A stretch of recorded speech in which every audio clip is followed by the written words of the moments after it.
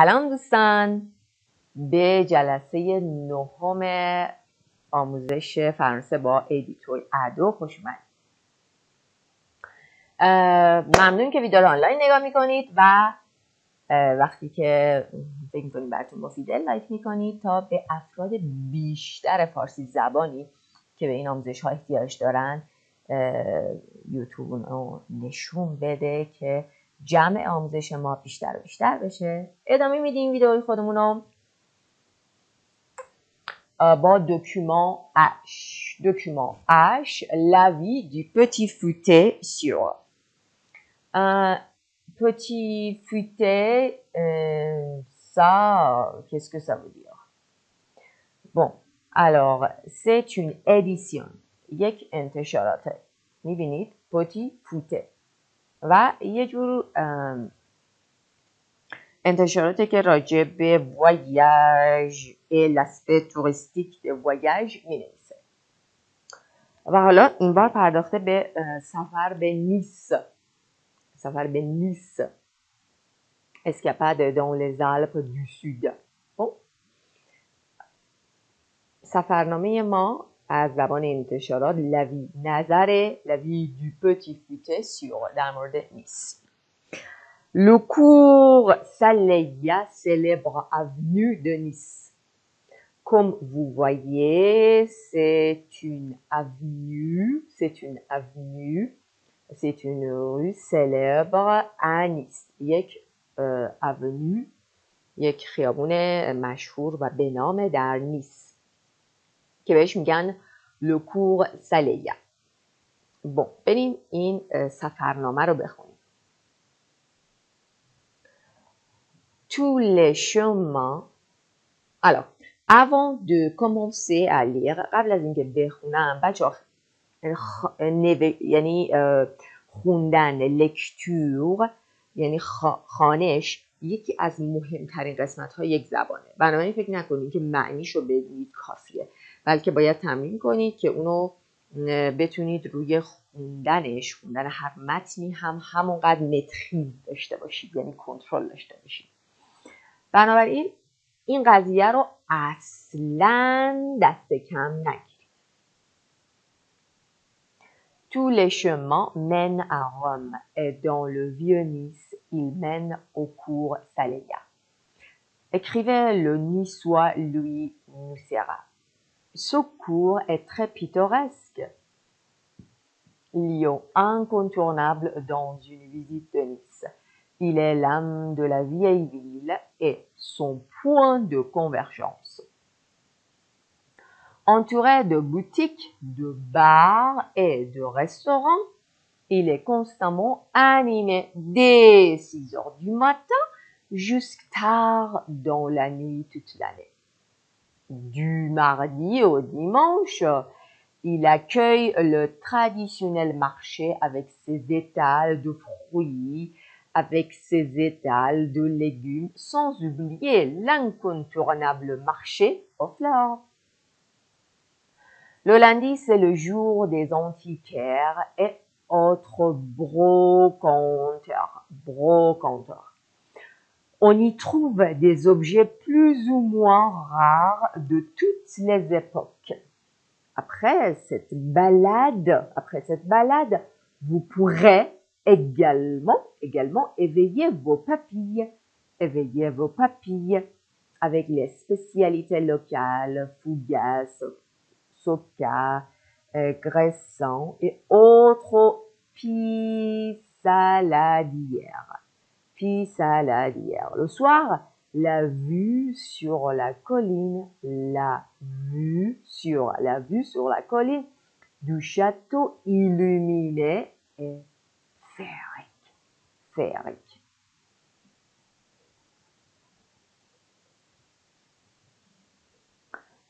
Bon. Observez la couverture du livre. Oui, on a déjà observé la couverture de ce livre. Selon vous, de quel type de livre s'agit-il? Bon, il s'agit d'un guide touristique. Voilà, c'est ça. Où se trouve Nice? Où se trouve Nice? Nice se trouve dans les Alpes du Sud et dans le sud de la France. Que peut-on faire à Nice?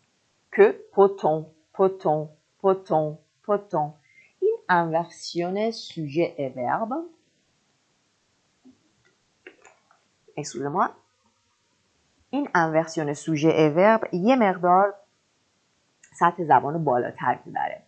می‌بینید در نوشتار استفاده کرده ازش. ولی در گفتار نیاز نیست شما سوژه و فعل رو برای سوال عوض کنید. On peut aller au marché, on peut aller au resto, on peut faire du shopping. Voilà. Bon, oui, comme vous voyez, escapade dans les Alpes du Sud. Escapade, ça veut dire voyage. Vous voyez bistrot. Bistrot, ça veut dire quoi? Bistrot, c'est un autre synonyme pour café. Marché, épicerie, bonne adresse, bricot, bonne table. Vous voyez, alors à Nice, on peut aller au marché. اسم marché آورده بود اینجا. بازار. Au resto, میتونیم بریم resto, faire du shopping. Aussi, on peut faire du shopping. Bon plan, musée, bon. Et maintenant, on va répondre aux questions. Tout d'abord, on va lire les questions et après, on va trouver les réponses dans le texte. Bon, همیشه اول سوالا رو میخونیم. ما این دفعه سوالا رو نخوندیم. حالا اشکال نداره. سوالا رو میخونیم، به ایده‌ای به ما بده، بعد میریم متن. De pourquoi le cours Saleya est-il un lieu important de Nice? Le cours Saleya, c'est un quartier à Nice, n'est-ce pas? 3. Où y trouve quel type de marché? On y trouve quel type de marché? On y trouve quel type de marché? Y, ça veut dire quoi? Ça veut dire le cours Saleya. اونجا. یعنی ما پیدا میکنیم dans le cours Saleya چه نوع بازاری؟ Quel type de marché? Quand peut-on aller au marché aux fleurs? Quand? Okay. Quel jour peut-on acheter des objets anciens? Quel jour peut-on acheter des objets anciens? Bon, on y va pour les réponses. Tous les chemins mènent à Rome et dans le vieux Nice, ils mènent au cours Saleya. کی نوشته؟ این آقای نیسی اهل نیسوا. Il s'appelle Louis Nucera. écrivait مینویسه.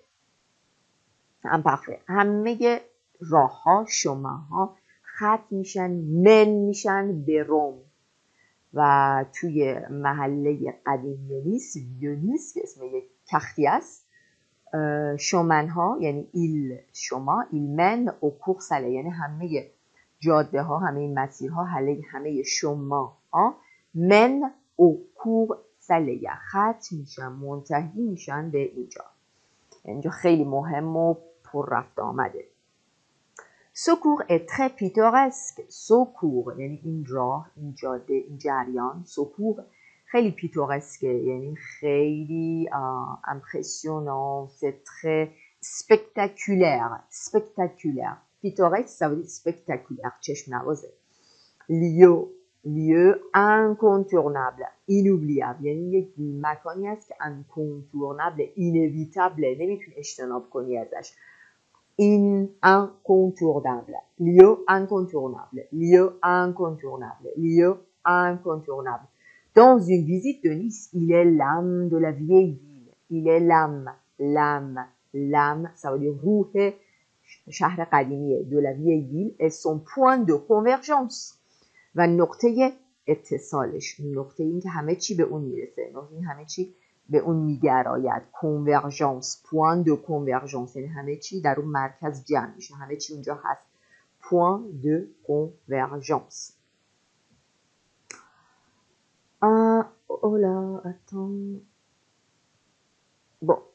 on était où؟ Entouré این محله entouré شده de boutique entouré de être chaud ننوشته میتونه ولی شما بنویسید être entouré de ça veut dire être surrounded by یعنی احاطه شده با le cours Saleya est entouré de la préposition de entouré de boutiques, est entouré de bars, entouré de restaurants.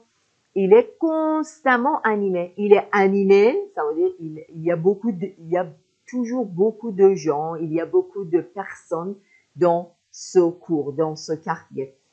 Il est, یعنی این محله animé هست، خیلی پویاست، اکتیوه، همیشه constamment به صورت مداوم constamment, c'est un adverbe dès 6 heures du matin, alors désolé, dès as 6 heures du matin, as, dès avec accent grave, yani à partir de dès 6 heures du matin jusqu'à tard dans la nuit.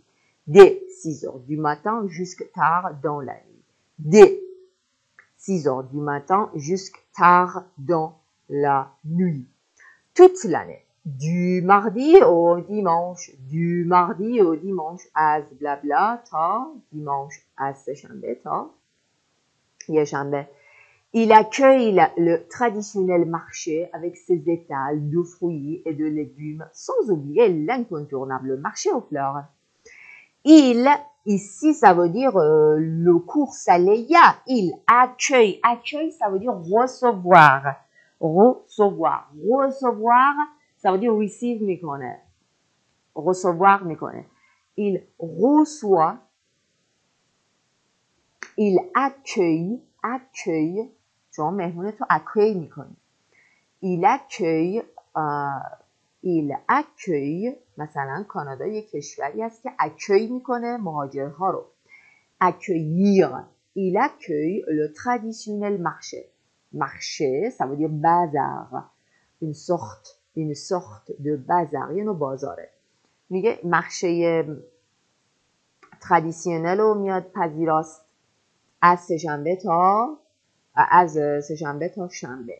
یعنی تو این محله بازارهای روز سنتی میان اونجا برگزار میشن با اتل‌های میوه. اتل یعنی اون des étages طبقه ها، این چیزایی که مثلا تو مغازه جنسشون رو روش میچینن، حالا طبقه درست میکنن. Ces étals de fruits, ces étals de légumes, sans oublier, بدون فراموش کردن. آقا فراموش نکنید. L'incontournable marché aux fleurs. Marché aux fleurs, بازار گل.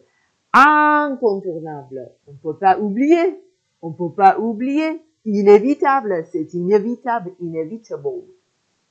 Incontournable. Inévitable. Inévitable. Incontournable. Incontournable. Incontournable. Incontournable. Incontournable. Incontournable. غیر قابل اجتناب. C'est un adjectif.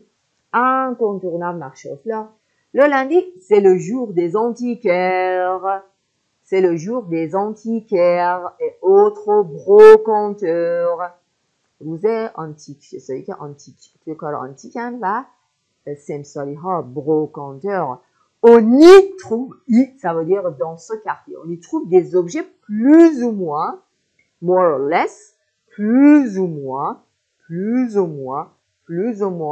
rares de toutes les époques.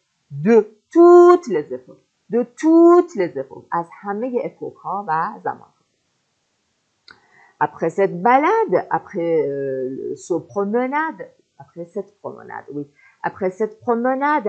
cette balade, vous pourrez également, ça veut dire aussi, pourrez, c'est le verbe pouvoir au futur simple.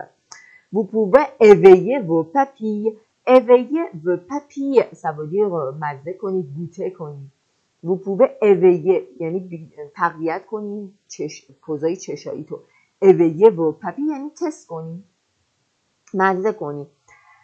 avec میتونی اینا رو اویه کنی با سپسیالیته لوکال، سوغات‌های محلی، سپسیالیته خوردنی‌های محلی مثل فوکس، کوسوکک، croissant et autres puis saladières و اقسام دیگه این نوع غذا. Le soir, la vue منظره روی تپه sur la colline du château، تپه شاتو قلعه که ایلومینه هست، روشن هست، ایلومینه پرنور، ایلومینه روشن شده، ایلومینه c'est un adjectif. چجوریه؟ فئریک جذاب، جادویی، پریواره، فئریک مثل رویا میمونه، فئریک مثل داستان پری و پریهای دریایی و پریهای قصه ها، فئریک.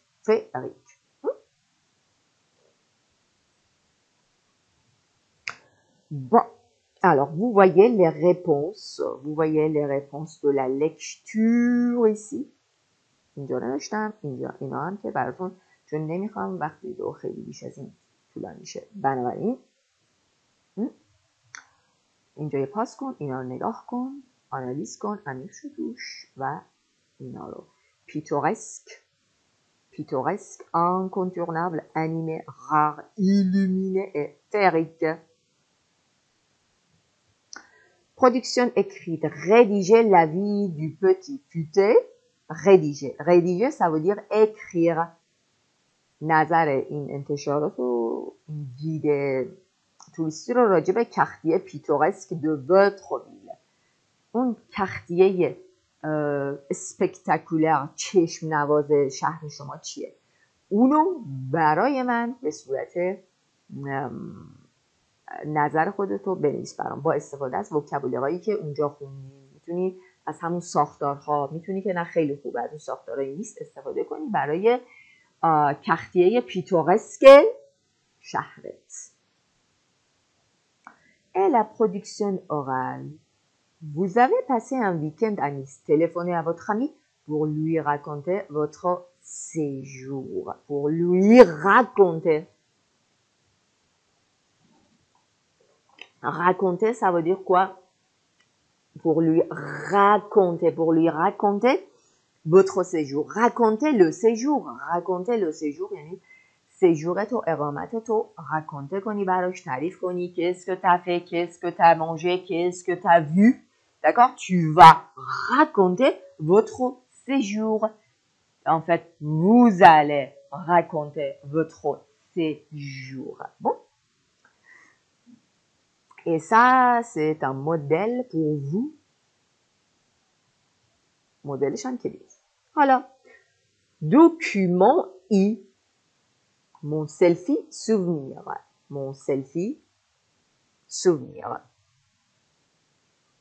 Vous voyez, c'est un selfie souvenir. Qui a pris ce selfie? C'est Lisa. Pris ce jeudi, این jeudi گرفته شده 10 juillet. Super séjour. گفتیم این اقامت. Super séjour à Collioque, du soleil, encore du soleil, toujours du soleil. Une petite pensée aux travailleurs. Bisous. Une petite année, on pense aux travailleurs. Ça veut dire on est là, mais on pense à eux. بهشون فکر میکنیم، به یادشونیم. تو فارسی میگیم به یادشونیم. Petite pensée à quelqu'un. Une petite pensée aux avec X travailleurs. Bisous. Bon, alors, que font les personnes sur la photo? Bon, sur la photo, on voit 3 jeunes filles. Celle du milieu, celle du milieu prend un selfie avec son téléphone portable. Elles sourire, elles sont à la mer. Voilà, c'est juste, bravo. qui a publié la photo sur Instagram. بچه عکس گذاشتن روی اینستاگرام میگیم publier une photo sur Instagram. Lisa a publié la photo. Quel temps fait-il? il fait beau, le soleil est bleu et il y a du vent. Vous pouvez imaginer. Vous pouvez imaginer. 4. À qui pense Lisa? À qui pense Lisa? Elle pense aux travailleurs, à ses amis qui ne sont pas en vacances. Voilà, c'est ça. Et là, vous voyez, on a besoin d'écrire un commentaire en ligne چجوری یک کامنت بذاریم روی آنلاین یا برای یک کارت پستال. الان هم که خیلی دیگه زیر پست ها میتونید کامنت بذارید. بعضی از بچه ها برین بعضی از کاربرای فرانسوی رو پیدا کنید. اگر مورد علاقتونه اون کانالشون، کانال که نمیگن توی اینستاگرام میگن پیجشون، و بعد سعی کنید که اصلا برین کامنت هاشو بخونید بچه ها. حالا اون پیجی که علاقه مندی بشه کامنتاشو بخون، چون کامنتاش کمک میکنه به زبان فامیلیار یاد بگیری و چیزایی که یاد گرفتی رو بعد یادآوری بشه.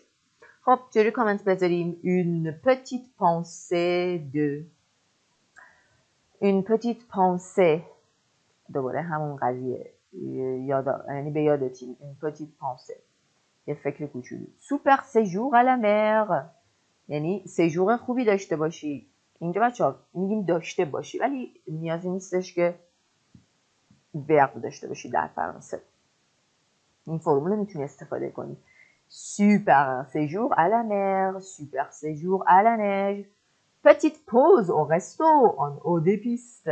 petite pause، یه پوز کوچولو داشته باش تو اون رستوران اون بالای پیست. bisous du Mont Blanc، bisous du Mont Blanc، یعنی بیزو بیزو میتونیم بخونیم، یعنی میبوسمتون از اینجا که هستم. دو از کجا؟ دو مون بلان.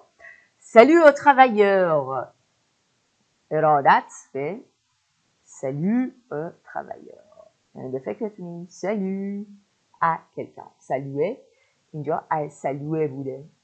salut ارادت salut à quelqu'un. saluer aux travailleurs c'est une autre forme. حالا اینم دیدم رفت بهتون بگم.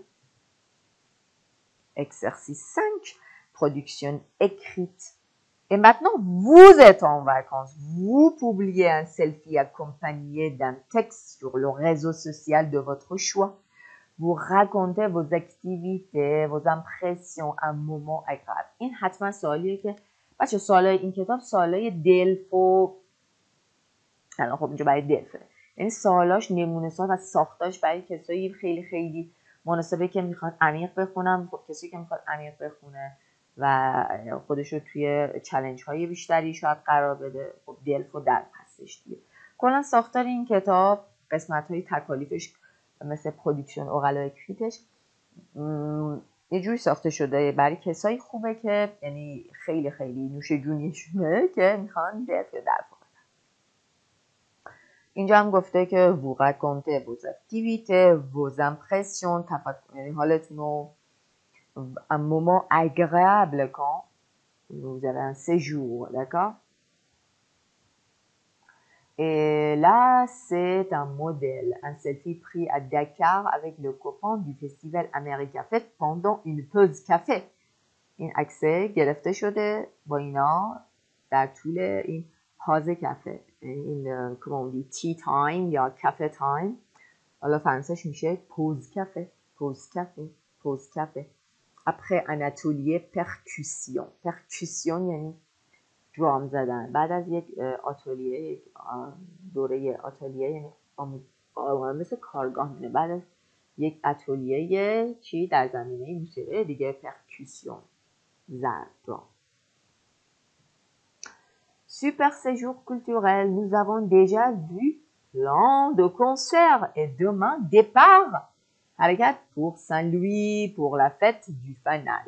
Il fait très beau, la mer est magnifique et je ne vois pas le temps passer. Une petite pensée à mes copines qui sont restées dans le froid parisien. Bisous. یعنی میبوسمتون از سنگال. بوزو دو سنگال. زیر پستت. Et la grammaire de cette unité. La grammaire de cette unité. La place de l'adjectif. La place de l'adjectif. En français, les adjectifs ne sont pas comme les adjectifs en anglais. En français, les adjectifs se placent, قرار میگیرن généralement après le nom, n'est-ce pas? Mais il y a, attention, il y a quelques adjectifs qui se placent avant le nom et ce sont des adjectifs exceptionnels mais très fréquents, خیلی پرکار بردن.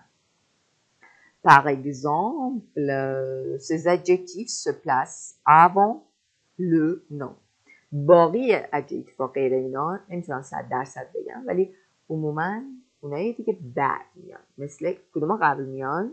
مثل سان beau masculin, belle masculin, belle. Ça, ce sont des adjectifs masculins et là, ce sont des adjectifs en féminin. Bon, خوب, bonne, grand, grande, gros, گنده, grosse, یا توپل, چاق, چاق, چاق. haut, haute, jeune, jeune, جوان, joli, joli, زیبا, قشنگ, mauvais, mauvaise, bad, bad, bad, mauvais, mauvaise, nouveau, nouvelle, masculin, fémininish, nouvelle, تازه, no, petit, petite, vieux, vieille, vieille, vieille, vieille, vieille, vieille, masculin avec qui commence par voyelle et vieille féminin. این میبینیم بعضی adjective ها تو مسکولن 2 تا فرم دارن به خاطر این دومی فرمشون برای اینی که داخل پرانتز هست برای وقتی اسم اون آره مسکولنه ولی مسکولنی که با وایل یا اشموه شروع میشه. یادم رفت بچه ها من دیگه باقی adjective ها رو اینجا برای اینکه عده از بچه ها گفتن ویدیو خیلی طولانی میشه اولالا خیلی طولانی میشه بنابراین من عذرخواهی میکنم این صفحه زیبا رو خودتون غیر اون ادجکتیو ها بقیه ادجکتیو هایی که تو درسم خوندی مثلا یک لیوی که نمیتونی ازش بگذری مکانی که نمیتونی ازش بگذری خیلی قشنگه لیو انکونتورنبل ادجکتیو انکونتورنبل vient après le nom اما en général l'adjectif est placé après le nom آره اما dans certains cas در برخی از case ها l'adjectif est placé avant le nom pour marquer une insistance پس اگه دیدی adjectivی که باید بعد اسمی اومد avant le nom اومد برای چیه؟ برای اینکه مخکه کنه توجه جلب کنه به insistance تاکید la phrase est plus expressive اون جمله اون phrase خیلی اکسپرسیو تره یعنی میخواد توصیفی تره اکسپرسیو تره داد بزن تره incontournable le marché aux fleurs le lieu incontournable اما این دفعه قبلش من میخواست تاکید کنه واقعا نمیشه از این مخشه بازار گل گذشت incontournable le marché aux fleurs et aussi quelquefois la place de l'adjectif entraîne un changement de sens. اینم خوبه بدونید. بعضی وقتا وقتی که place de l'adjectif عوض میشه این قضیه می انجامد entraîne un changement de sens. معنی رو عوض میکنه. مثلا propre. میخوام بگم سندروم دست بیقرار دارم الان. میخوام بگم هتل خودم. خب پروپر هم به معنی خودم هست هم به معنی تمیز. جالبه نه؟ بعضی از adjective با این معنا وقتی قبلش بیاد و بعدش بیاد معنیش فرق میکنه. برخی از adjective مثلا Mon propre hôtel, ça veut dire que je suis propriétaire de l'hôtel.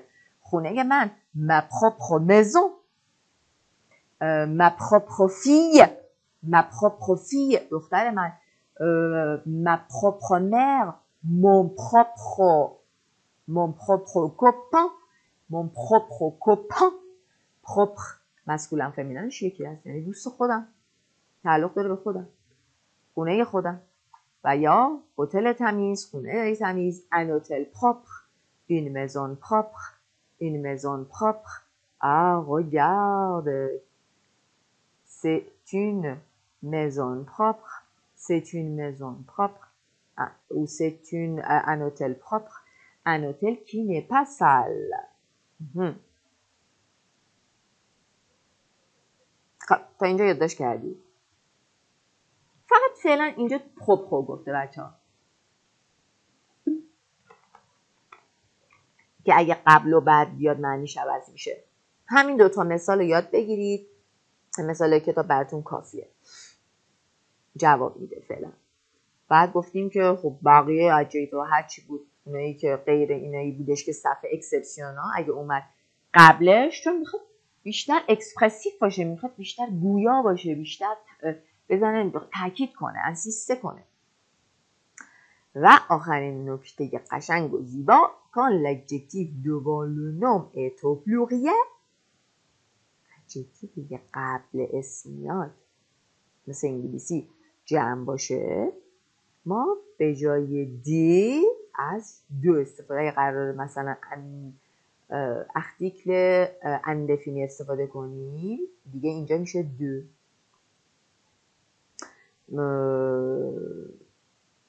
دیگه دی نمیگیم، دبل پلاژ. البته بهتون بگم دبل پلاژ، دزنورم و بعضی وقتا توی زبان گفتار استفاده میکنم، مثل خیلی از اشتباهاتی که ما در فارسی خودمون استفاده میکنیم ولی یک اشتباه جا افتاده است. ولی اینو بدونید، پلاژ های زیبا، دبل فلاغ، اینو خیلی تکرار کن با خودت ملکه ذهنت بشه. دبل فلاغ، سرزمین های زیبا. دو بو پی، حتما بو پلوریل، حتما پی پلوریل که د شد دو. وگ ها و موج های عظیم، دنورم وگ یا دنورم وگ. پس این فقط به صفت های، اگه صفت قبل استفاده بشه و اگه قرار باشه ارتیکل اندفینی استفاده کنی، یعنی ان اون د، دیگه نمیتونی بذاری برای پلوریل د، میدید دو. این هم ادجکتیوهایی که گفتیم. و این قسمت آنترنمان. این آنترنمان رو براتون انجام میدم، ولی اون قسمت بعدی رو جوابشو براتون میذارم که با دقت و حوصله خودتون انجام بدید. Placez les adjectifs qui se rapportent au nom souligné et faites les accords nécessaires. آکوردهای لازم رو انجام بدید. اینجایی که بولد کردم ادجکتیوهایی هستن که به من گفته که به کار ببر داخل پرانتز. خب اونایی که قبل اسم من میارم قبل اسم، اونایی که بعد اسم من میارم بعد اسم. و حواستون باشه اگه اسم پلوریل بود صفتاتو اکورد بدی، دوتایی رو پلوریل کنی. اگه اسمم فمیننه دوتایی رو فمینن کنی. Il connaît de bons restaurants gastronomiques au bord de la mer. Il connaît de bons restaurants gastronomiques au bord de la mer. J'aime ces jolis coquillages dorés. J'aime ces jolis coquillages dorés. Joli adjectif بود که قبل اسم میاد. من خیلی دوست دارم این صدف‌های قشنگ طلایی رو. دوره. Il y a deux grandes tours blanches à l'entrée du pont. Il y a deux grandes tours blanches. یعنی برج‌های بلند سفید هست در ورودی ساحل، این بندر پورت. Un petit voilier panoraméen, un petit voilier panaméen s'approche des côtes. Un petit voilier, c'est un homme, c'est quelqu'un. De quelle nationalité? Panaméen, از پاناما. یک شاید موج نه اون قایق‌ها سوار ووال میشن به اون اشخاص میگن ووالیه. یه ووالیه کوچیک که اهل پاناماست، پانامیا، این دوتا صفت نزدیک میشه به ساحل. s'approche des côtes. Ces touristes espagnols se baignent dans l'océan Indien. Ce pauvre garçon s'est intoxiqué. پس composé است، این باید او accent aigu میگرفت. Ce pauvre garçon s'est intoxiqué. مصموم شده. Intoxiqué avec l'accent aigu. Avec des crevettes. با چی؟ با میگوهای صورتی. Avec des crevettes roses. pauvre garçon. پسر بیچاره. و این قسمتی که شما جواب میدی، بعد که جواب دادی مال این یونیت است، بعد این جوابایی که مریم برات نوشته رو چک میکنی. اگه سوال داشتی با دقت میتونی توی کامنترها بپرسی. ممنون این ویدیو رو تا آخر نگاه کردید و ممنون از این که دوست داشتید و براتون مفید بود. با لایک های انرژی به من انرژی میدید و من این ویدیو رو ادامه میدم و امیدیم که به درد خیلی از آدمایی که این آموزش رو نیاز دارن بخوره. Alors, je vous dis prenez soin de vous et à la séance prochaine. Salut!